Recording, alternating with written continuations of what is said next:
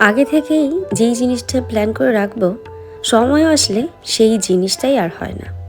আর যেটা আগে থেকে প্ল্যান করে রাখবো না, ঠিক সেইটাই আমার আগে হয়ে যায়।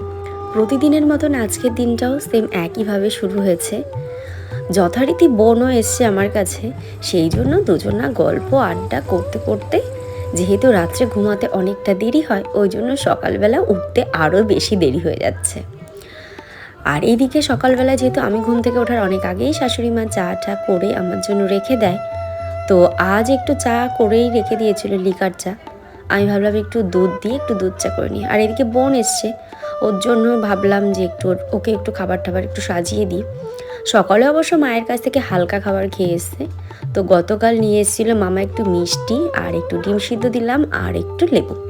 এইটা খাওয়া দাওয়া করেই আমরা তিনজনা মিলে বেরিয়ে পড়েছিলাম। বাবানকে মায়ের কাছে রেখে গিয়েছিলাম আমি আর বোন একটু কেনাকাটা করতে।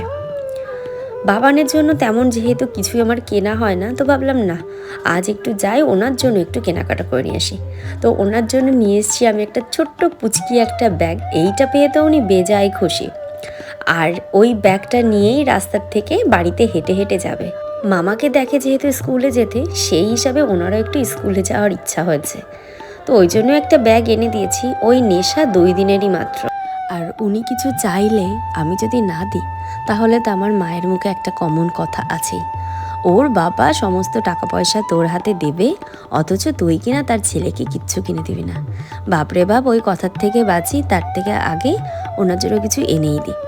আর এইদিকে মা সেদিন করেছিল আমার সবচেয়ে পছন্দের খাবারগুলো।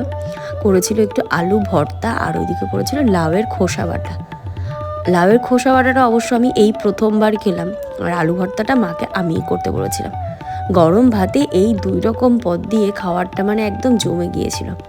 আর আমার যে কোনো জিনিস খাওয়ারই একটু ঝালটা বেশি ভালো লাগে, তো সেই জন্য নিয়ে নিয়েছি সাথে একটু শুকনো লঙ্কা। আর বোন ওইদিকে খেতে বসে গিয়েছে। আর দিন শেষে মায়ের হাতের খাবার সে তো অমৃত।